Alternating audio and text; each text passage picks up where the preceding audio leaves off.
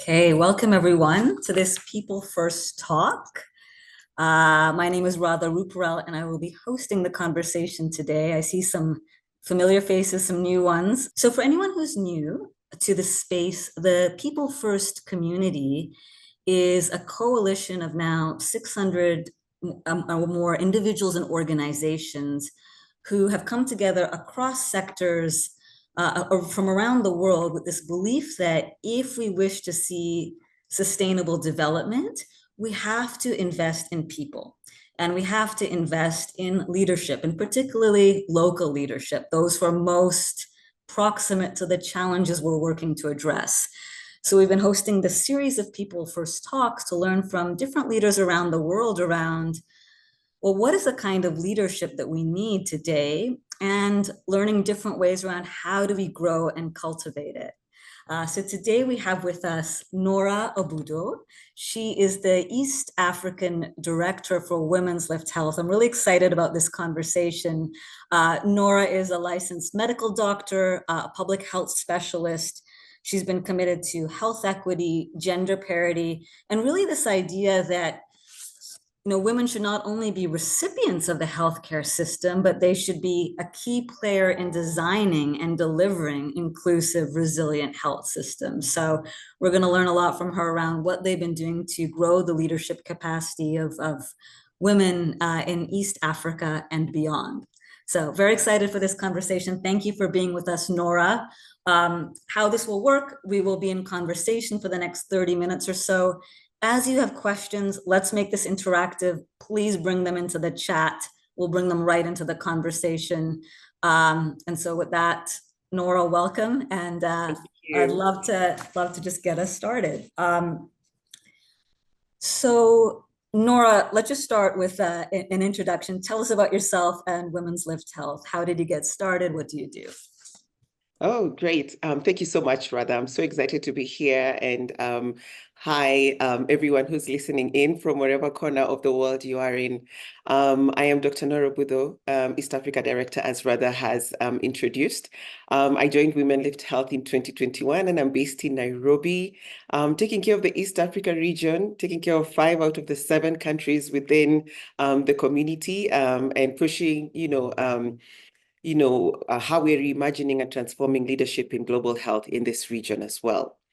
So Women Lift Health, it's been a very interesting thing. When we came up with the name Women Lift Health, a lot of people have also, inquired, are you weightlifters? Are you like an exercise or gymming organization? And we say no, but well, we are here around the business of health and looking at women's leadership in that sector. And that's a very specific niche right now, a very unique area. And we believe the area where we need to focus on to change the indicators in global health currently.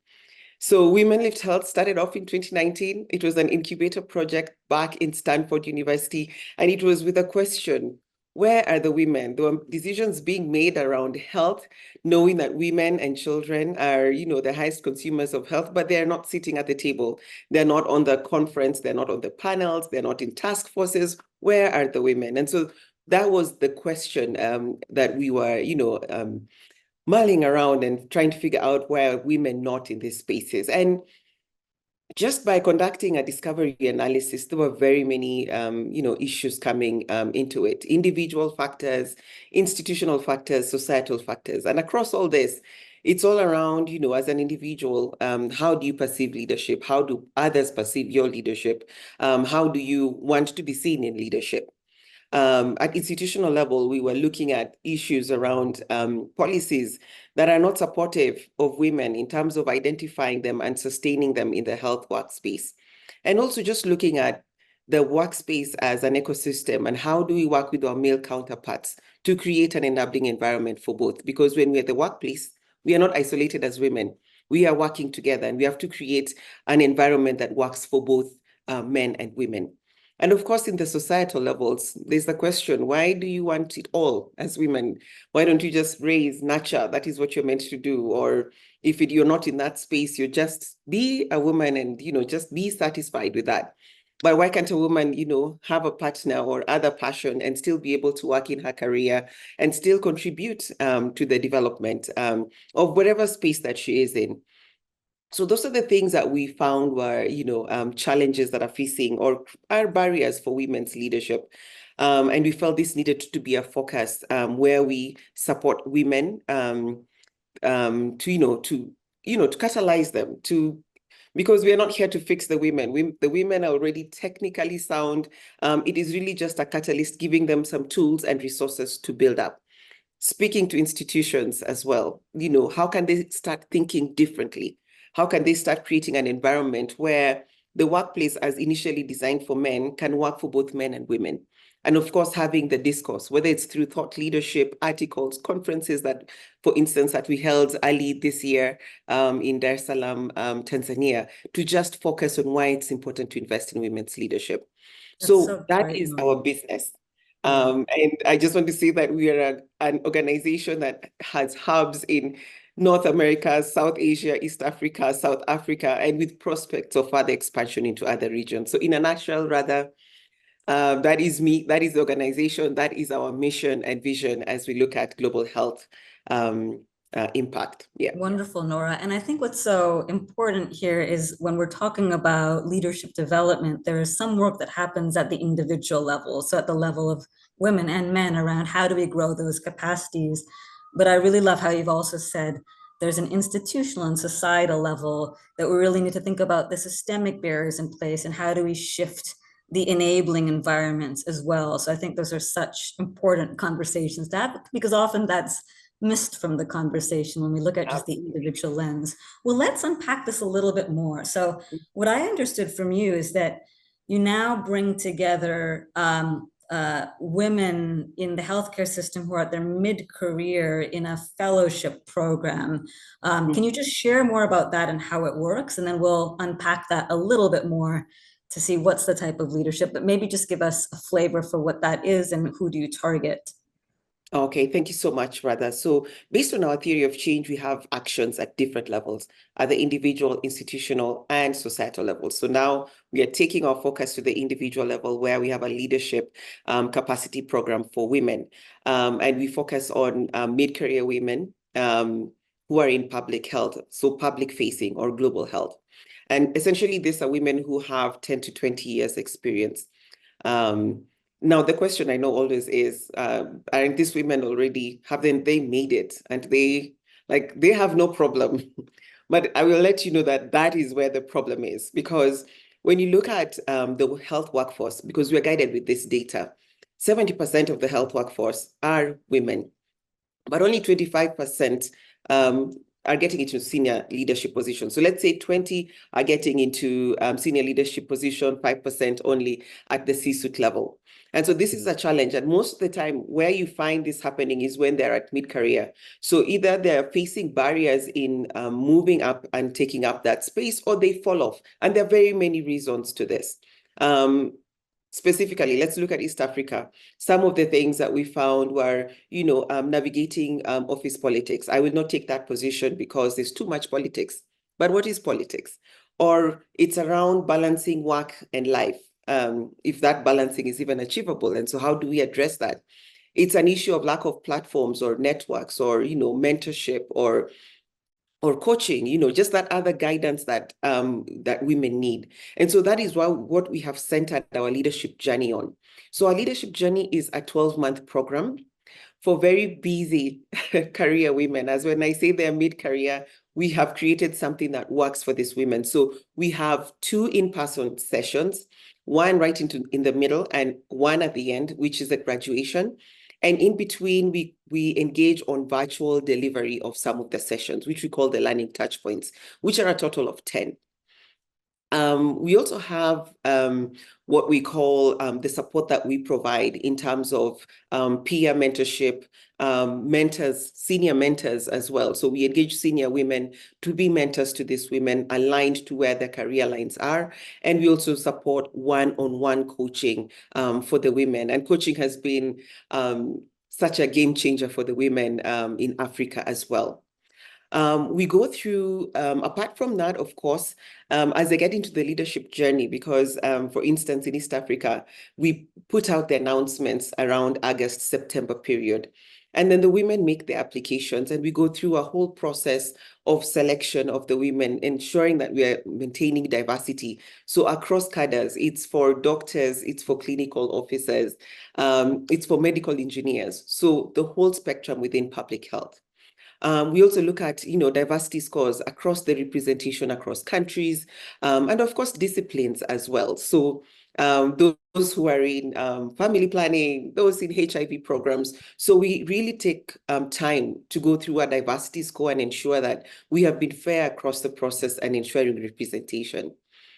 Once the women join, they go through an, I can say, very well curated orientation process. You're given the calendar so that you're able to commit to the timelines and engagements that are coming up. We get into, just learning what the program will be, how you'll engage with your mentors, how you'll engage with your coaches, how the learning touch points will be delivered. And so that is orientation. Then we go through the first in-person engagement, which is immersion. And in between orientation and immersion is where the best stuff happens, because we go through leadership assessments.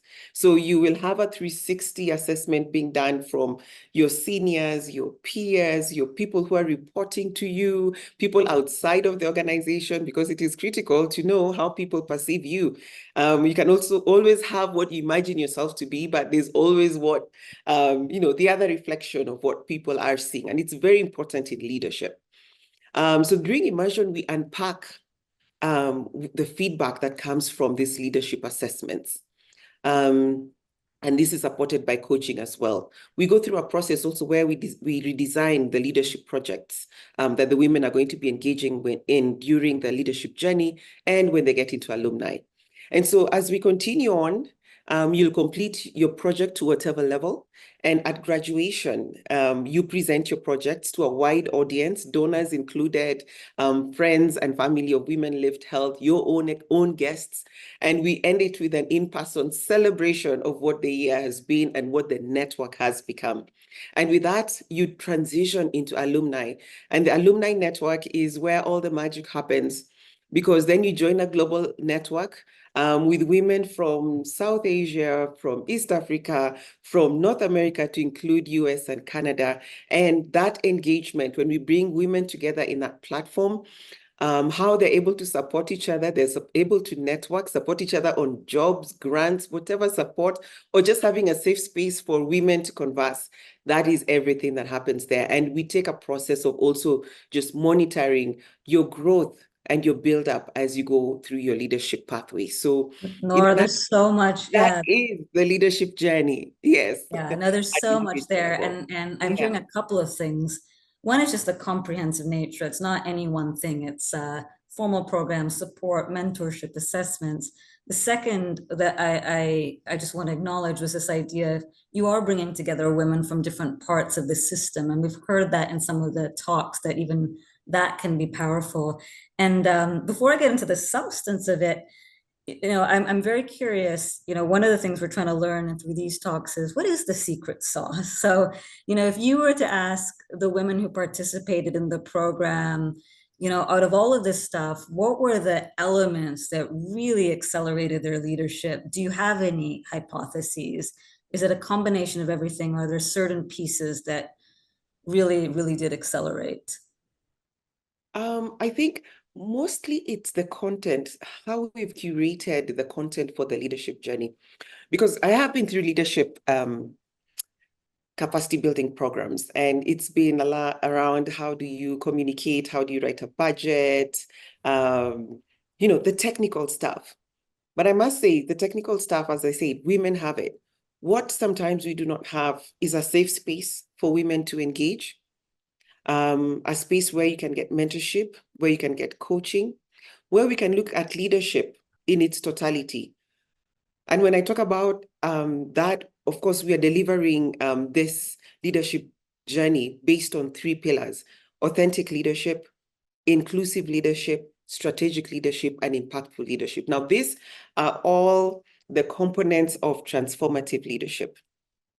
And I can say for sure the authentic leadership pillar has been big for the women, because no one has, as I said, having a 360 view of yourself, and not just from peers, but from your bosses and your juniors and from external partners, is something. There's how you think you are, there's who you are, and there's what people perceive you to be. And there's also how you want your leadership to be. And I can tell you, when the women went through this process where they were going through these assessments and working on their feedback, it was I can say sometimes a bit shocking when you realize that what you think you are and what people perceive you and what your leadership looks like is very different. What you imagine is the vision and mission and what your boss is working towards and what you had seen yourself working towards are not aligned. And probably those are the areas where sometimes there's friction and disconnect and frustration.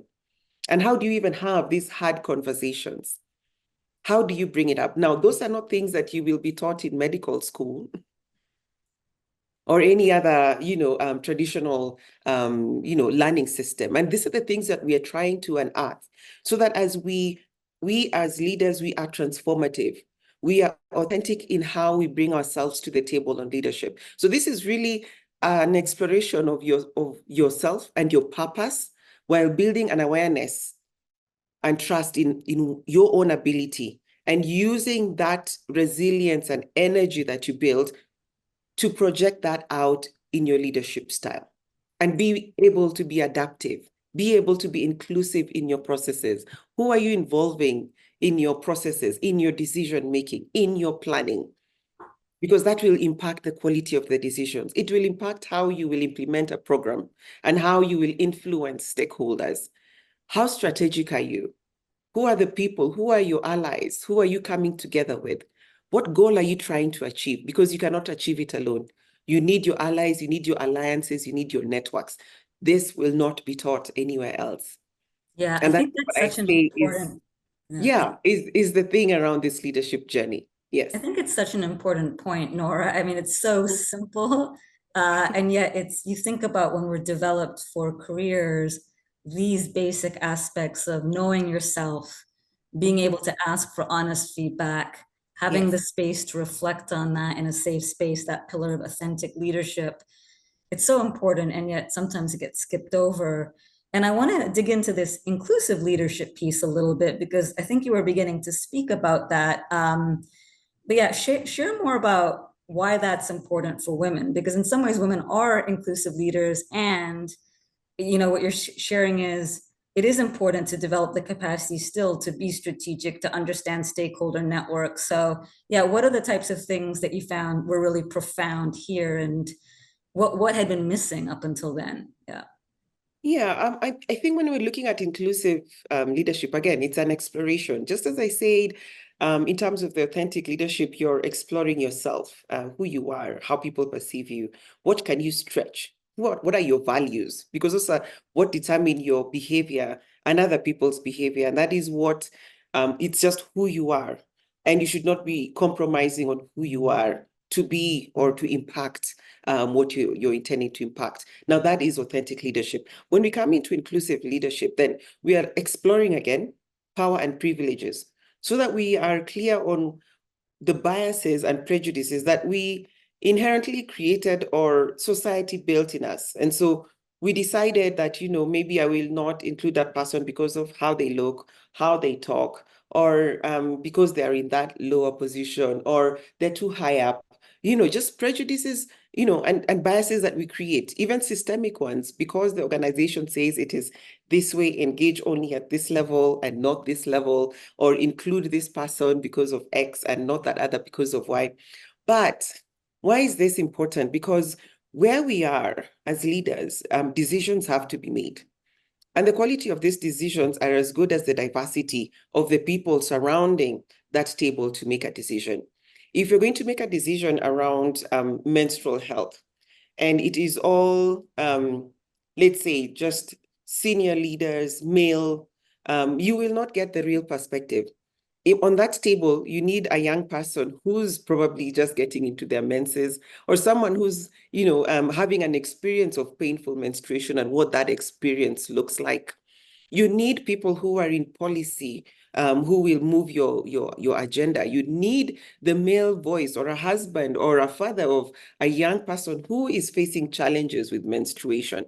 Because when you have that diversity, you will look at whatever program or intervention that you have, not just at the facility level, but you look at it at the community level as well. And beyond community, you look at it at the household level. And when you're making decisions and policies that will affect the whole program, you'd have included the whole value chain, from the person designing the pad to the costing of the pad, to whoever is buying it, or to whoever needs to use it in the school or in the workplace. There's that whole perspective that you bring on board. When you include the young people in the conversation, it only enriches the decisions that you will make and the programs that you will implement. And so what I'm saying is that we need diversity on the table, and you can only achieve diversity through inclusion and by addressing the biases and prejudices that may exist within and without. Yeah, Nora, that makes so much sense. I mean, we've been talking a lot in this community around this idea of collective leadership. We need many diverse voices at the table, particularly those who've experienced injustice. So in this case, if we're talking about women's health, women have to be at the table. Can you share even more practically how you develop these capacities both in the women? Like how does that actually happen? So you're not at the table.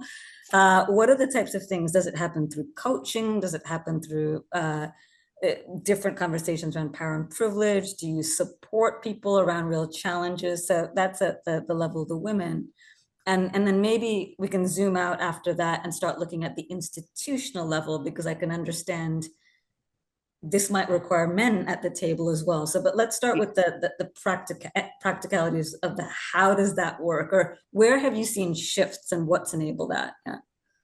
We've seen a lot of shifts for the women and how they're embracing inclusion in their processes, in terms of even having younger people in the advisory councils, or having women represented, or having whichever population that has not been at the table in whatever intervention that they're working on. And that has pushed their programs to different levels. And even not just in terms of how they're programming, even for themselves, putting themselves on those tables, knowing that I'm a woman with this experience in menstrual health. I will take myself to that table and be part of that conversation. So just that, building that confidence and being able to address those biases and prejudices or systemic issues. But how do we get there? It has to start with a conversation. Of course, there's the delivery of the learning touch point. We provide the tools, resources. How do you assess? How do you find out if you have biases? I mean, there are assessments for that. There's a reflection in the process. There's a score that you use constantly. So and you keep checking yourself. And the beauty with this is that we have the content delivery, but there's also a lot that happens in the group sessions.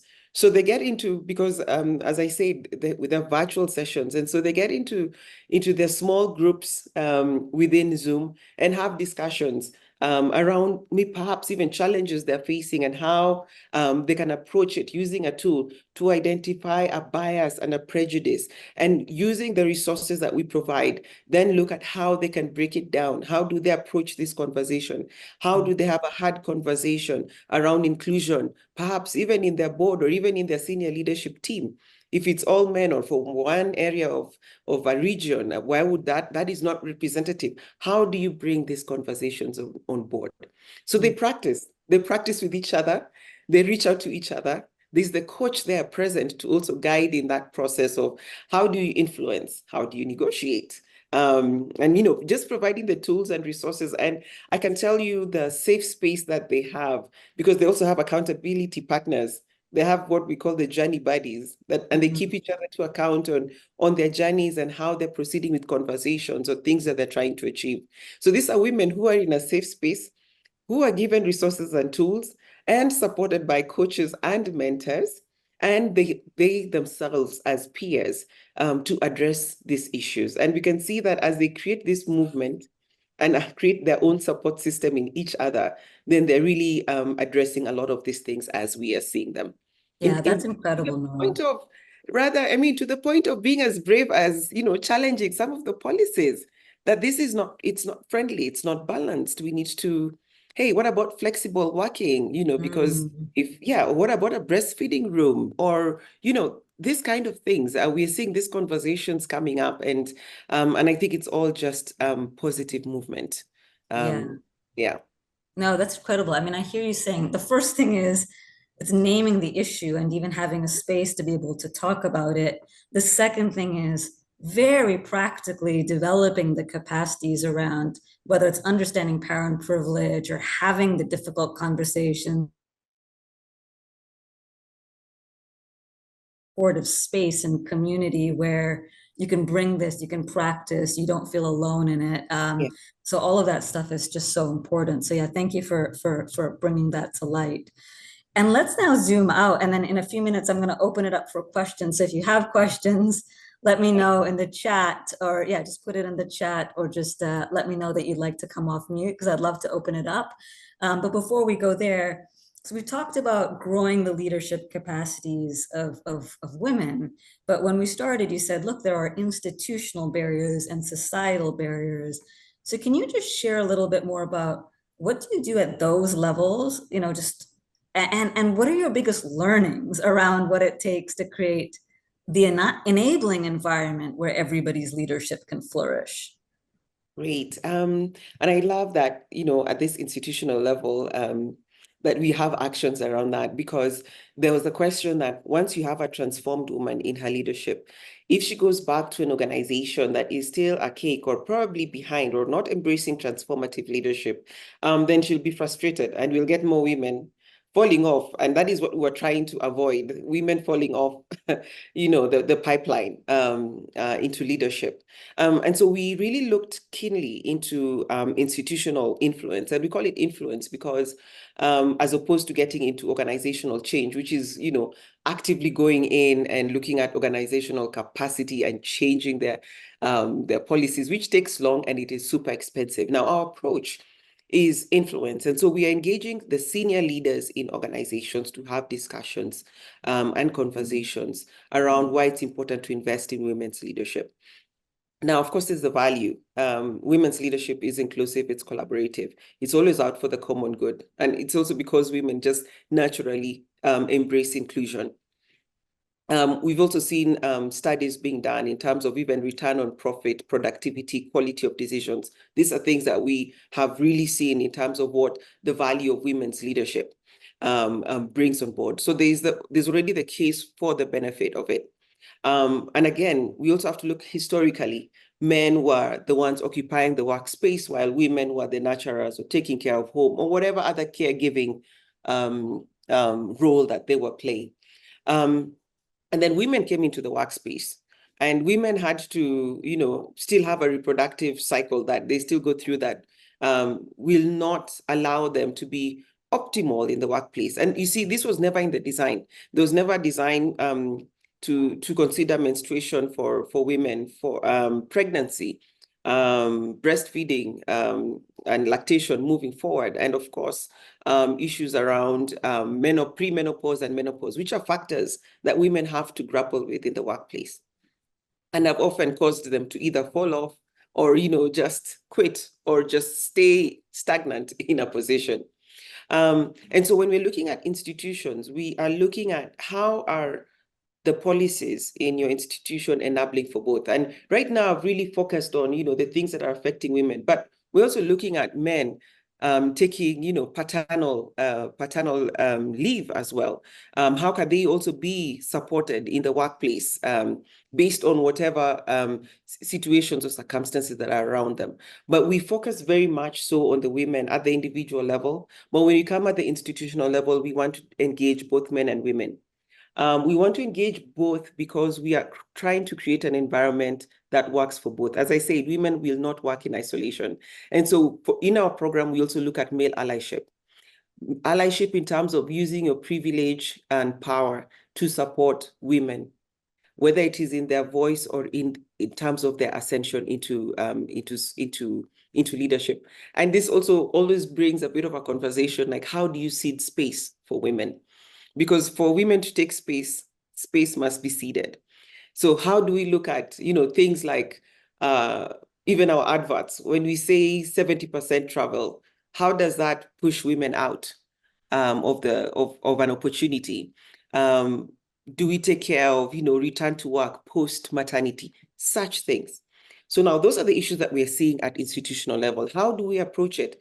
Number one, it's already our first low-hanging fruit is the woman in mid-career, because surely she will be getting up into that position. And so we are looking at her in that pathway to look at transformative leadership and, change and reimagine leadership in that institution if and when she arises in that position. The women also work on leadership projects, and some of them are institutional influencing projects, where they say that they want to introduce mentorship for the younger women in the organization, or they want to, take a stab at reviewing at their policies to see how they're enabling for both men and women or not enabling. So there's that angle from that individual pathway. Another pathway for us is to engage senior leaders. We conducted a stakeholder analysis, and it was very interesting to find that some of the male counterparts in leadership just didn't know that women needed these things, and they were saying that, why don't the women just say it?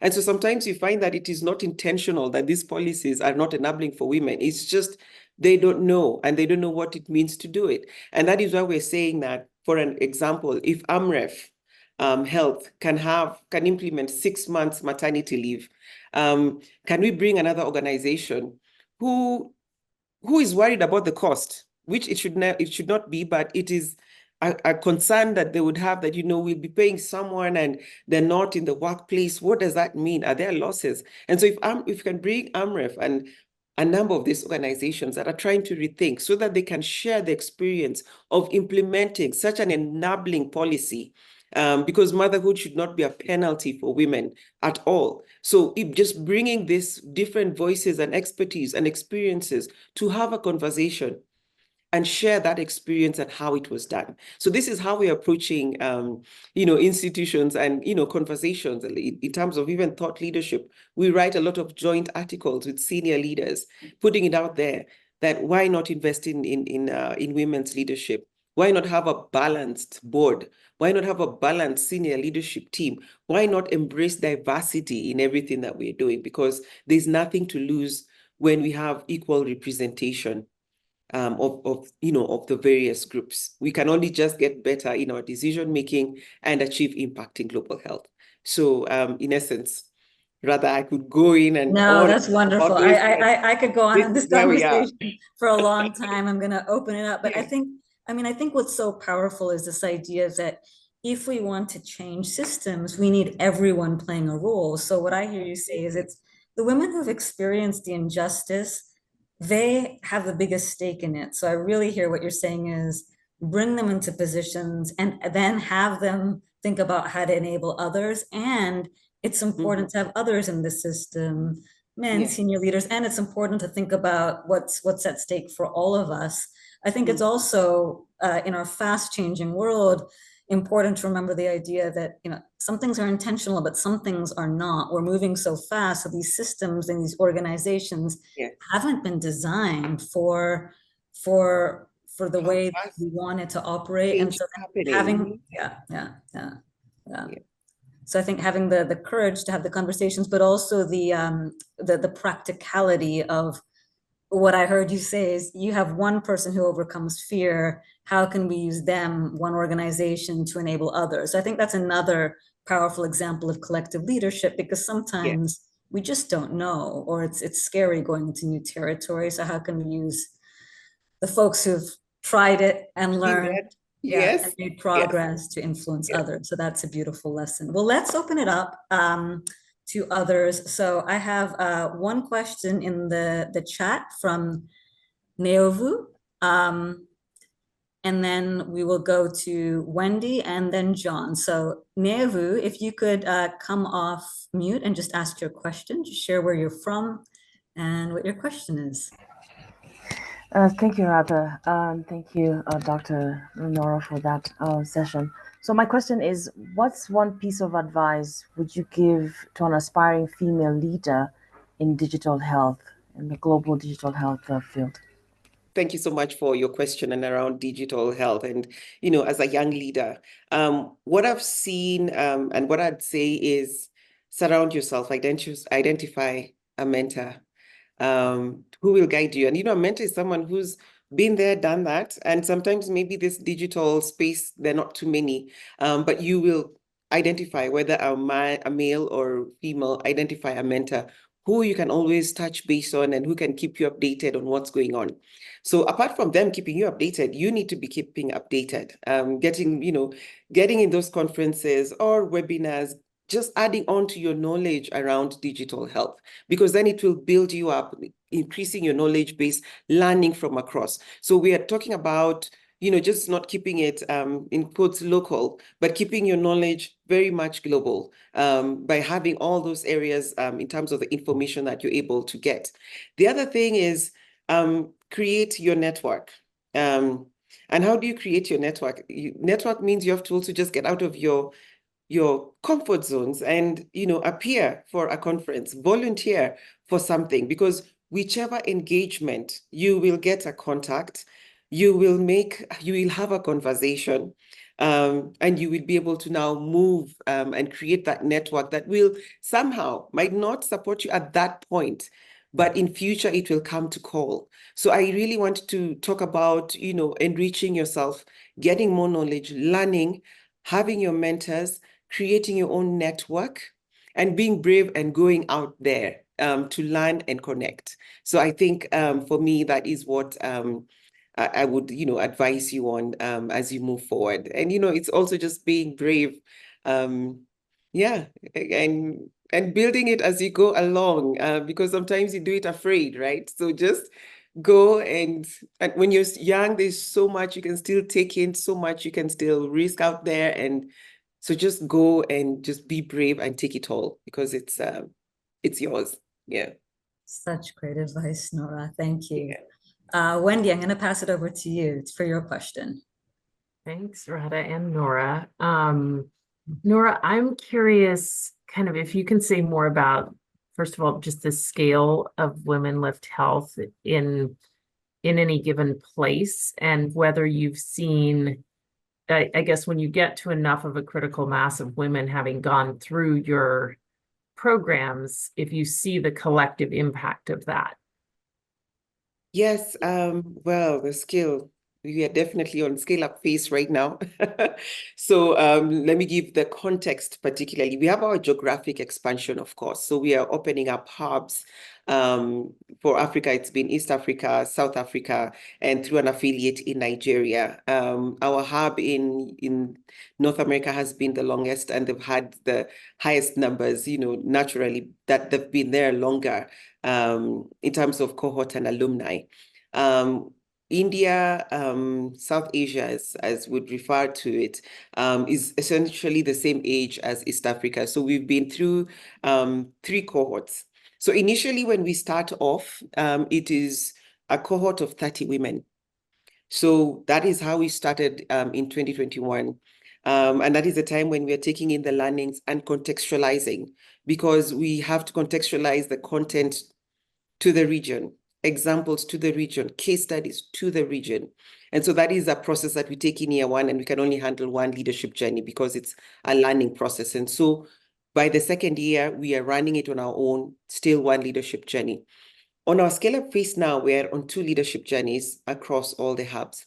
Next year, we're moving to 3 leadership journeys, 4 leadership journeys. India, I think, is targeted for 7 leadership journeys because of population as well. But that is the nature of our scale-up.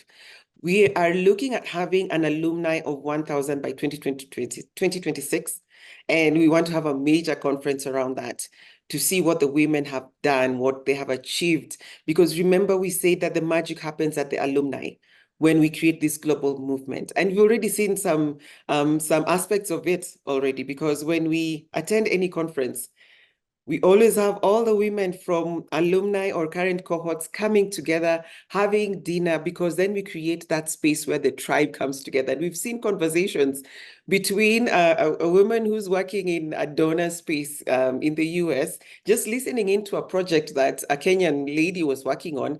And it was a direct decision to fund that project. And this is the kind of stuff we want to see, where we break those barriers into how funding and resources will meet a need that exists within a region or population. And so I'm seeing that movement, and even women coming together to work on projects or policy issues at global level that they want to address, or at regional level in East Africa. So we're already seeing that happening.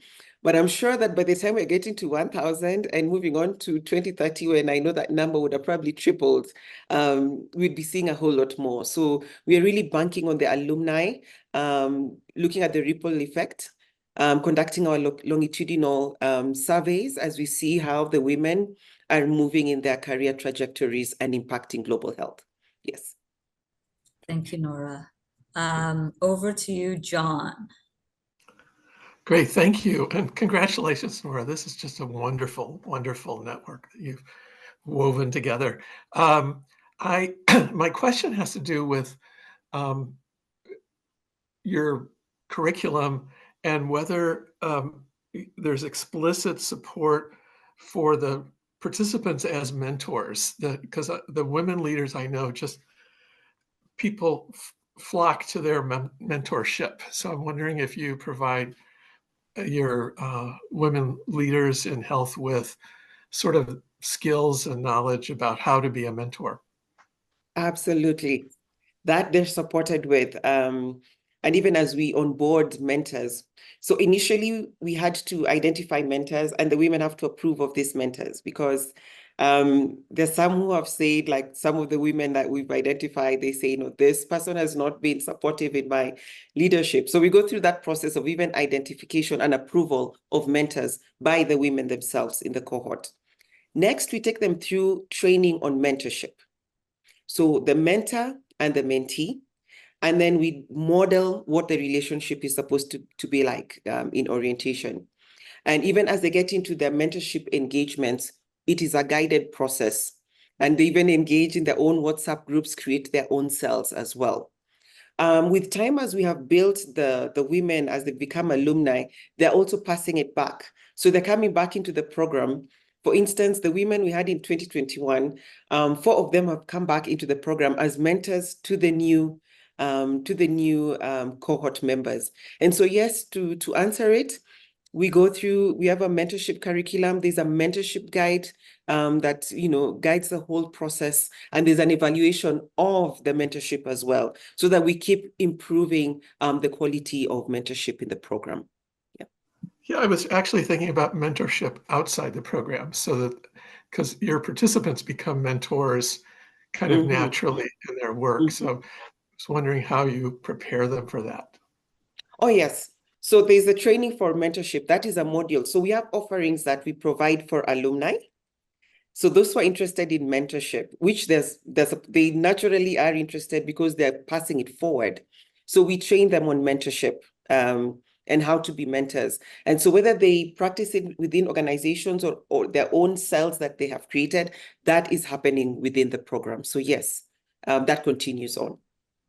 That's great, Norah, because I think so much of collective leadership is around enabling the leadership of others, and how wonderful it is that you're proactively building those capacities. So that's wonderful. We have so many questions, so let's keep going. So Morgan, you're next, and then over to you, Joyce. Thanks for your question, John. Thanks, Norah. My name is Morgan. Really great to hear how you're investing in people in this program that you've built up. Big question for us in our work, grassroots leadership is really important. I work for a group called Namati. We do legal support across Africa and South Asia on a range of issues, including public health. Bringing people together in person, there's a million obstacles to it. And even a few extra when we're trying to bring women together. So we have to lean on virtual connection. We have to lean on WhatsApp a lot. We have to lean on... I wonder what lessons you found in especially as you're scaling, in maintaining that sense of community over time, when you're mostly or almost exclusively seeing each other virtually and getting curriculum and content to people that they need and can put into action and hearing back from them and seeing their journeys play out. I wonder what lessons you've learned about that virtual space and how you connect it to some of the in-person moments. Okay, great. It's a very good question. Something that also was challenging us initially, but we were amazed by having the program and having the 2 in-person engagements. When the women, before the women met for the first in-person, the groups weren't as sticky. Then when they met in person, it just blew up. The WhatsApp engagements just blew up. And we don't even get into the WhatsApp engagements. It just becomes organic. Of course, we identify a lead for the group. And so the conversations keep going because they have found a network. So this is what's exciting, because women don't usually have platforms to engage, a safe space to engage. And when they find this sisterhood, this womenhood that they've created in this WhatsApp group, it's been amazing to see how it has moved forward. And so we do have a tech platform that the women engage in, but we could see in terms of delivery of content, that's where they would engage. But for other conversations and continuity beyond the program, it was the WhatsApp groups. And so let me move now to when we look at this alumni space, because then they're not in our holds. And how do you maintain that connection moving forward? And so this is what we have seen, that when they've graduated, they have opted to maintain their WhatsApp groups. So we have 3 WhatsApp groups running plus a global WhatsApp group for all those who have graduated. And we've created within the WhatsApp different, are they called channels? So then we've clustered the women based on their communities of practice. So those who are interested in family planning are, have like a small subgroup within the global platform, and those who are interested in health systems in the same way. And so they continue to have their own private and more intimate discussions around that topic area. So that has just been organic. It's amazing. And I think it's because they also needed a place to network. They needed their tribe. The other thing that we do is that every occasion, for instance, if we have conferences, whether it is, a global conference or a regional conference, we always find out who among the women are attending from India, from the US, from Africa. And we have committed resources to have an engagement for the women. So whether we decide to have a panel that brings them together, that they run together, or just having a simple, intimate dinner at one of those days to continue their conversation and their networking. Similarly for me, as I engage different countries, whenever I go into a country, I will call on all the ecosystem members within that country. Whether we're going to have coffee or, something just to discuss, how is the leadership going? How is your experience? How are your projects moving? So we intentionally create these spaces because we know it's expensive to have everyone coming in. And so we use our global conferences for that. Like in April, we did that. Coming to 2026, we will be having another that brings all the alumni together. And you see, that has to be spaced out a bit more because it will be costly. But we do take advantage of platforms that are existing out there to bring the women. Whoever's there, whoever's showing up, we are all coming together as the Women Lift Health tribe. So that's how we are keeping it going. Thank you, Norah. I think it's a lesson that we've been hearing in some of these talks around the importance of networks. And some of that can happen organically, but also what I'm hearing is the intentionality around convening so that we can have the conversations that need to be had and foster those connections. So that's really great. Joyce, I'm going to pass it to you. And then after that, we will go to Marie Claire. And I think that might be it for our questions. But if you have one burning one, do raise your hand. Joyce. Thank you, and thank you for really a very inspiring presentation. I just wanted to ask about how do you bring the collective element in? Because usually these women are working or are leading groups of very diverse people who traditionally are functional. So they do their thing, they come home, they come there, they do their job, and they go. And in my assessment, this woman would be needing a team to work with to be able to advance whatever it is that they're trying to be. What is the role of teams? I have been working on some Collective Rising Leadership Institute, trying to get the organization actually focused on the collective, not just one leader.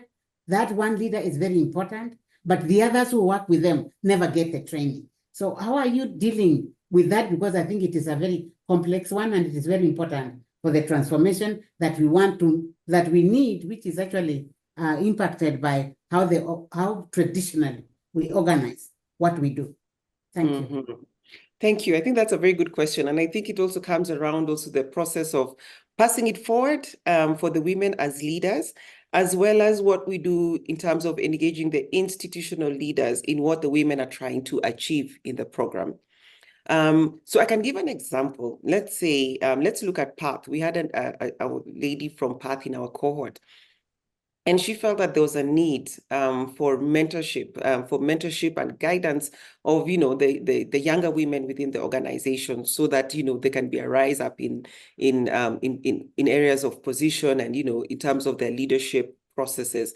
And so part of her project was to create and include mentorship as part of the policy within the organization. And so this is how, and the idea was that, and the advantage that this lady had was that she was in senior leadership and in a position to influence. And so when we engage with the women, we also look at what are their areas of influence, because there's some who are country directors or deputy country directors. They have the space to influence policy that will create a collective process. But then we also have those who might be in mid-career who do not have that opportunity to influence for collective action as you would want to look at it in an organization. And for them, we have to look at an aspect of safety. Are they able to challenge in an aspect of safety? And if they're not able to, how else do we engage their leaders in conversation around it? So this is how we've been approaching it, by looking at what are the areas of influence for the women. And if that isn't there, then it is through their projects and the support that we're able to provide them to advance that conversation. And I've also seen that, for instance, in some of the organizations, I could take Path or even IAVI, where we've had quite a number of women from that same organization. And sometimes it's a slow process. And you will find 5 women from the same organization who've experienced a transformative journey and now move as a collective of the 5 women within an organization to influence the organization for collective action. So that is how we've approached them. And I'll say that, institutional engagement is not as easy. It's a slow process, but I think we take it in as per milestone and, just looking at how do they continually advance that conversation moving forward with the support that we continue to provide beyond the leadership journey while they're in the alumni. So Joyce, I hope I've answered that question to some degree, but it's not an easy process for sure until we get a collective and, a critical mass as well. Norah, I'm going to throw one. Joyce, did that answer your question? Yes, thank you. Beautiful. Okay, Norah, I'm going to throw one. I'm going to give you the 1-minute answer for this one so I can get your final closing thoughts. But there's 2 questions in the chat that get to the same thing. Is you're targeting mid-career women, or do you have any plans or any intentions around targeting youth groups or younger women leaders at all? Or and then I'm going to ask you for your closing thoughts. Yeah, I know there's definitely a need for the younger people. I'm not saying that no, we will not expand it there, but there's a reason why we are focusing on these mid-career women, because these mid-career women are the ones who are going to become senior leaders. And we are hoping that we can have mid-career who are transformative in their leadership, who will get into senior leadership and be transformative in organizations that will enable and support even the younger people coming in. We also have the women who are passing it forward and supporting younger people as mentors, as I said, within and without their organizations. So that is something that's happening. And for us, it's really just creating that cascade. We want to see transformative leadership at senior level, so we can prepare this mid-career women who will be leaders in these institutions. And we are hoping that they'll be transformative, inclusive, collaborative, embracing diversity in their leadership. Yes. Yes, that makes so much sense, Norah. Thank you for sharing that. Final question to you. This has been such a wonderful conversation, so engaging. I wanted to give you a chance for any closing thoughts. So anything you didn't get a chance to share that you want to share, or last word. What would you like us to leave with? Final closing thoughts to you. No, I would say there's space for everyone, and women have for a long time not been brought to this space where we can impact health at the decision-making space. And so for us to have women at the decision-making space, we have to give space, such that we have to be able to speak up and speak out. We have to be able to become allies of each other. Whether you're a male ally or a senior woman ally or a peer ally or a junior ally, let's be allies of each other. Because if we embrace diversity, there's nothing to lose.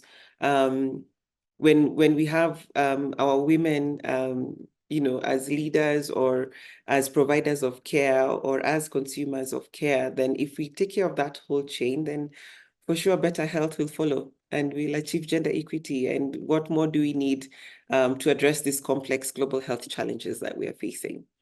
I think that is the missing link. We've focused on all pillars in the health systems, but not focused on leadership and, the balance and quality of leadership. Yeah, the missing link, that focus on leadership and elevating women. Thank you so much, Norah. This was such a great conversation.